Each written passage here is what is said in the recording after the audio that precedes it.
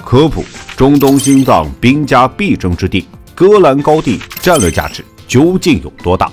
自从叙利亚在2011年爆发内战后，以色列对叙利亚的空袭变得越发肆无忌惮。比如从大马士革国际机场到阿勒颇工业区，从德拉到霍姆斯，以色列军队的每次空袭都来自戈兰高地这一方向，更是对叙利亚国内安全造成了巨大的威胁。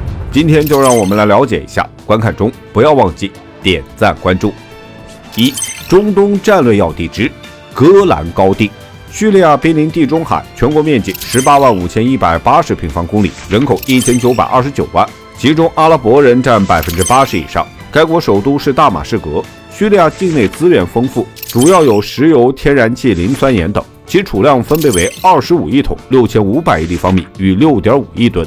在战争前，叙利亚的石油可以自给自足，部分能够出口。虽然比不上沙特等石油大国，但石油产业也是该国重要支柱。但是现在该国石油资源濒临枯竭。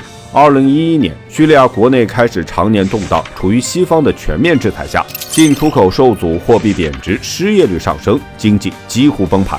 以色列位于地中海东岸，是中东地区唯一一个犹太人国家。以色列目前的面积已经较建国初期有了很大的扩张。1948年，根据联合国的决议，以色列的面积应该是1.5万平方公里。但是经过多次战争，以色列的领土扩张至2.5万平方公里。该国海岸线长198千米，总人口为984万。另外，以色列是中东唯一一个发达国家，国内工业化程度高。2023年，以色列的 GDP 为5188.9亿美元，人均约53200美元。戈兰高地位于叙利亚西南部和约旦河谷地的东侧。在1967年第3次中东战争后被以色列占领，以方控制区约1200平方公里。联合国在该地区边界处设置了缓冲区。戈兰高地面积约1800平方公里，南北长约71公里，最宽处约43公里。该地区西南部是约旦河上游的泰巴列湖，水资源丰富，且戈兰高地年降水量约500至800毫米，被称为中东水塔。以色列国内使用的40%的水源都来自这里。戈兰高地与以色列接壤，地势高，可以俯瞰以色列的加利利谷地，对叙利亚和以色列都有十分重要的战略意义。戈兰高地的交通建设比较好，库奈特拉是当地重镇，与叙利亚首都大马士革之间只有60公里的路程，有公路可以直通。2. 以色列夺取戈兰高地。以色列占领戈兰高地可以追溯到1967年第3次中东战争。这次以色列主动出击，打了阿拉伯联军一个措手不及，很快击败了埃及、叙利亚、约旦等国，占领了埃及西奈半岛、叙利亚戈兰高地、约旦控制下的加沙地带以及耶路撒冷。1974年，联合国部队曾进驻戈兰高地，但是遭到极端武装的打击，随后撤出。以色列曾经宣布对戈兰高地的主权，但是国际社会普遍认为以色列对戈兰高地的占领是违法的。1982年，以色列与埃及谈判将西奈半岛还给埃及，但是却对戈兰高地紧抓不放。叙利亚一直谋求将其收回，但是以色列表示，如果叙利亚以武力收回戈兰高地，那么以色列将不再留情。以色列和叙利亚之间在戈兰高地区域的矛盾是无法调和的。叙利亚每次集结军队，以色列都会先发制人地派出空军进行打击，甚至还有在叙利亚境内的伊朗军队都遭到攻击。叙利亚的武器装备先进，速度远不如以色列，更不用说在军事实力上了。加上戈兰高地的重要性，以色列更不会轻易将戈兰高地还给叙利亚。3. 戈兰高地战略价值。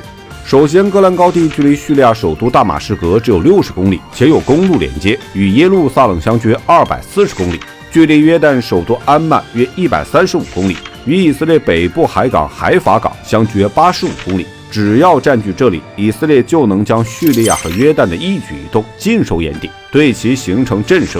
但是如果戈兰高地回到叙利亚手中，以色列失去这一战略高地，而且以色列还处于巴以冲突中，黎巴嫩真主党对其宣战，如果约旦与叙利亚和黎巴嫩联合进攻以色列，那以色列将腹背受敌。